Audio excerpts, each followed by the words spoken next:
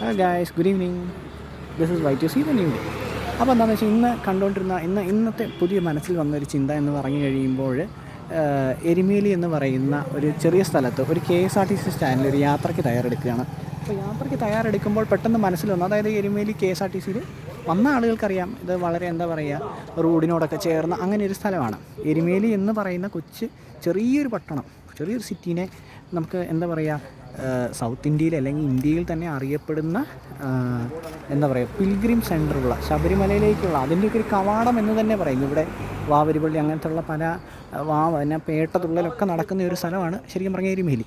അപ്പോൾ എൻ്റെ മനസ്സിൽ വന്ന ചിന്ത എന്ന് പറയുന്നത്, KSRTC തോന്നിക്കഴിഞ്ഞപ്പോൾ നമ്മളിപ്പോൾ ഇന്ത്യയിൽ തന്നെ പല സ്ഥലങ്ങളും എന്താ പറയുക, പല പദ്ധതികൾ, കേന്ദ്ര സർക്കാർ പദ്ധതികളോടൊപ്പം ഇപ്പോൾ അയോധ്യയുടെ തീമുകളോടുകൂടി അല്ലെങ്കിൽ വാരണാസി അല്ലെങ്കിൽ കുംഭമേളയുടെയൊക്കെ തീമോടുകൂടി നമ്മൾ പലപ്പോഴും എന്താ പറയുക, അതനുസൃതമായ തീമുകളും അതിനനുസൃതമായ ആർക്കിടെക്ചറോടുകൂടിയൊക്കെ നമ്മൾ പല കാര്യങ്ങൾ ഡെവലപ്പ് ചെയ്ത് വരുന്നതായിട്ടൊക്കെ കാണാനായിട്ടൊക്കെ ഇടയായിട്ടുണ്ട്.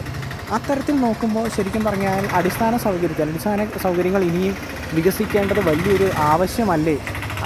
ഈ പദ്ധതികളോടൊക്കെ ഉൾപ്പെടുത്തി ശരിക്കും പറഞ്ഞാൽ എന്താ പറയുക, പിൽഗ്രിം ടൂറിസം കുറേ കൂടി സ്ട്രോങ് ആക്കാനായിട്ട് ഇനിയും ഇൻഫ്രാസ്ട്രക്ചറുകൾ കൂടുതൽ വളരേണ്ടതല്ലേ എന്ന് എനിക്ക് തോന്നിയിട്ടുണ്ട്. എന്താ പറയുക, അപ്പോൾ അങ്ങനെ വരുമ്പോൾ എന്താ പറയുക, നമ്മളുടെ രാജ്യത്തിൻ്റെ വികസനമൊക്കെ അതനുസരിച്ച് പോവുകയില്ലേ, വലിയൊരു ഭാവിയിലേക്ക് ഒരു സാധ്യതയ്ക്ക് വഴി തുറന്നിടലാവില്ലേ എന്നുള്ളതാണ് മനസ്സിലുണ്ടായ ചിന്ത.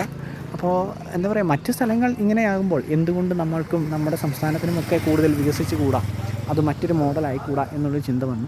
ഇതിനെക്കുറിച്ചുള്ള അഭിപ്രായങ്ങൾ നിങ്ങൾക്ക് യോജിപ്പായിട്ടും ഒക്കെ രേഖപ്പെടുത്താം. ഇപ്പോൾ നിലവിൽ KSRTCയുടെ മുന്നിൽ നിന്ന് അങ്ങനെ ചിന്ത തോന്നി. ചിന്തയോടൊപ്പം നിങ്ങളുടെ മറ്റു ഉത്തരങ്ങൾക്കായി കാത്തിരിക്കുന്നു.